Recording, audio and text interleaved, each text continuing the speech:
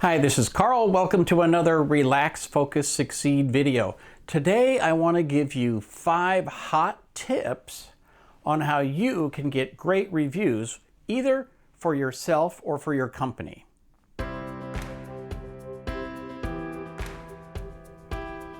I'm not sure what's going on these days, but I've been getting a lot of requests for reviews or for help in trying to get reviews for companies. So the first thing I would tell you is that you need to have a reason. Before you ask somebody to give you a review, know why you want it. Are you going to post it on your website?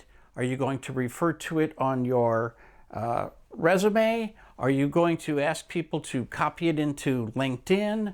What are you going to do with this review? Once you have it, then think also, are you trying to get these reviews so that you have a specific thing in mind? Are you trying to get a job? Are you trying to improve your website or get a certain kind of client to pay attention to you? You know, you can get a review that says, hey, good customer service, or another one that says, she has great attention to detail, or another one that says, oh, I came there with a huge problem and, you know, she made my life better. Or you could have something else in mind. What are you going to try to do with these reviews? Know what you want to do with them, and that will help you understand what you're looking for in the reviews themselves. All right, so here's the first tip. Ask your mother what you do for a living. No, that's not really the tip. Okay, don't ask your mother what you do for a living, but keep in mind your mother doesn't know what you do for a living. I know if you're like me, you could ask your mother 100 days in a row what you do for a living and get a different answer every time. My mom always thought, oh, Karl fixes stuff for people. Okay, that's great. True enough. Got it. Right? Network engineer wasn't really something she understood. Fine-tuning networks, doing network migrations, helping people have zero downtime as they move their data. None of that fell into her understanding of what I do for a living. The reason I bring this up is that your clients also don't know what you do for a living. And that seems really odd, but when you work with people, they might hire you for a different reason than you think. And so they might see you differently. I've had clients who would describe me as a business consultant. The name of my business for many years was KP Enterprises Business Consulting Incorporated. There are other people who would just say, oh, he's the computer guy. There are people who would say, oh, he's our network strategist, or he is our security person, right? There's lots of different ways that people described what I did for them. Some people thought I just fixed hard drives or that I just fixed printers. What do your clients, what do your former employers think about you? How do they describe you? Before you ask them to write a letter of recommendation, you need to prime the pump. You need to basically make sure that they understand the terminology you want to use in order to get their positive feedback that's in line with your messaging. Now, a bit of a side note on that. If you're not sure, then I would say take the opposite advice and go listen to 10 or 12 people, either former employers, managers, clients, and say, hey, how would you describe what I do for you? Because if they love you and they love your work, then using those terms will get you clients like them who love what you do and are looking for somebody who's good in that specific way of describing the world. Also consider the exact opposite of what I just told you. If you're not sure what messaging you should use to go out to the world, ask the people who have hired you in the past. Ask former managers, bosses, supervisors, clients for your company. Ask people, why did you like my services? How would you describe what I did for you? Using that terminology is a way to connect you with people like them who will like the services that are described that way. At least add that to the mix so that then you have a really good idea of how other people who are not you and are not in your business would describe what you do and the way that you deliver it. The goal here is branding. The goal here is, whether it's for you as a company or you as an individual, to brand yourself as somebody who does a certain thing in a certain way so that you can help other people to be successful. So, bottom line is, think about the way that your mother describes what you do for a living and realize that lots of people have different ways of describing what you do. Even if you think they really get it, they don't. Second big tip, especially if you're working with companies, there's a difference between the owner and your primary contact. Your primary contact describes what you do differently because they are very tactical in trying to get something accomplished. The owner probably knows a little less about what you did for them, but they know why they hired you. So maybe some combination of those two is good, but just be clear about the kind of messaging that you expect to get from somebody who is an owner versus the person who actually manages you day to day.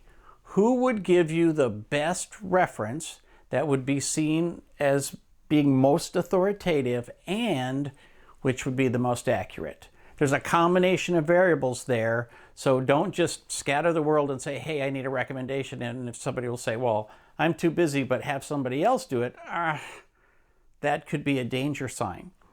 One of the things that you want to know in particular when you're talking to former clients or managers is, why would they recommend you? Because if the reason is, oh, he's really cheap, he'll work 24 hours a day, 7 days a week and not ask for overtime. You know what I mean? You don't want people to hire you for the wrong reasons. So when I hear people say, well, word of mouth is our only advertising, all I can think of is, oh my gosh, you have absolutely no control over what people are saying about you, and you better hope that they refer you for the right reasons. So be very careful about that. So bottom line is, tip number 2, know who you want to ask to refer you and have a little conversation with them. Make sure, once again, that they're in line with the messaging you want to send. Super big tip number 3, this is a big one. You cannot edit a blank page. In other words, try to give some tips. Tell people, well, here's what I need. I only need a paragraph or 2 paragraphs. I don't need a long letter. I want to make sure that you focus on this piece, right? Either I'm timely, I'm educated, I show up and do a great job, I work until the job is done. Whatever it is that you want to say about yourself, give them some tips. You could even give them a list of words and say, if you can work these words into the reference, that would be awesome. You know, thrifty, bold, noble, hardworking, whatever it might be. Give them some words so that they can write this out. Now, you might even say, hey, here's a paragraph. This is not exactly what I want you to say, but it'll give you an idea. And then the paragraph will be a good, rock-solid review that you'd be happy to have them put their name under, but you can't have 6 of those that all read exactly the same. So make sure it's clear to them. Start with this, but maybe put it in your own words. When I say you cannot edit a blank page, some people take a long, long time to get back to you. They want to write you a letter of recommendation, but they just don't know where to start. And they're super busy. So give them some starter materials so they know what you want to say and the things that you want to push the most. Obviously, if somebody has said yes, they'll give you a reference, personal or for your business. They want to help you, so let's just make it easy for them to give you the help that you've asked for.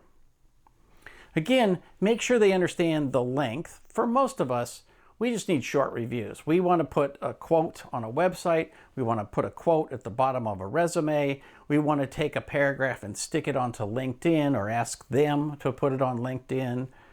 So very rarely today do we want somebody to write a long letter that is, 150 or 200 words. Just a paragraph or two is all we're asking for. Big tip number 4, give some prompts. Now this is related to number 3, but basically think about putting together a website that says, I do this, this, this, this, this, and then send people to that site to say, what can you say about my promptness? What can you say about my value for the dollars spent? What can you say about the quality of the work, the timeliness of the work, right? Lay out specific things where they can actually see where you're going to use this information, or send them a copy of your resume and say, I need a quote for this and this and this and this. Pick 1 or 2 of these and just give me a sentence saying something nice about 1 or 2 of those things. And that way you can ask several people to give you feedback, pick out the ones you like the most and reorganize them. Use everybody's, but maybe what they thought was a really good one, you didn't like so much. So don't use that one for that prompt, but use one of their other answers for a different prompt. That's a way to sort of, again, help them to get started, because, they do want to help you, but they might not have it all put together or have the time to write out something very lengthy. Give them a nice tiny little prompt so that they can give you one sentence that's actually useful.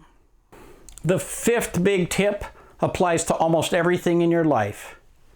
Give first and then ask. Today, the easiest way to do this is to go on LinkedIn, find the person that you're going to ask for a reference from, and give them an endorsement. Give them a reference. Again, do exactly what you want them to do. 1 paragraph, sweet, to the point. You might even ask them and say, hey, I'm going to endorse you on LinkedIn.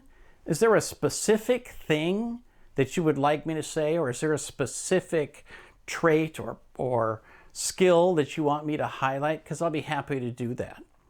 People will be amazed, like out of the blue, you did this. There's some research out recently about how if you email somebody or text somebody out of the blue, even if you haven't talked to them in 5 years, it has a massive positive impact on their happiness and their outlook, at least for a day, which is kind of cool to know. But think about that in the context of endorsing them for their business or for their personal skill set if they're looking for a job. Here's an idea. Once in a while, maybe once a month, just pick somebody from your list of contacts, find their LinkedIn, and write them an endorsement. They're going to get a notice that says, hey, you were endorsed by this person, and they might just turn around and give you one in return, which is always nice. So give first. That goes a long, long ways. And, you really shouldn't ask people to do something you're not willing to do yourself. But giving first will also let you experience what it's like to try to endorse somebody. Like, it's hard to edit a blank page. I'm not sure exactly how they describe what they do for a living. I only know what I think they do for a living, right? It sort of gives you the other person's perspective on what it's like to give endorsements. That will help you when you're out there asking for endorsements in return. Just a few things to think about. I hope you have an extremely successful experience pumping up your endorsements, pumping up the endorsements for your business or for your personal resume. Give me any feedback you have. Put comments down below. I love to respond to comments. Hey, if you found this useful, like and subscribe. They tell me that helps the world go round. For Relax, Focus, Succeed, this is Karl Palachuk wishing you the best of luck in everything you do.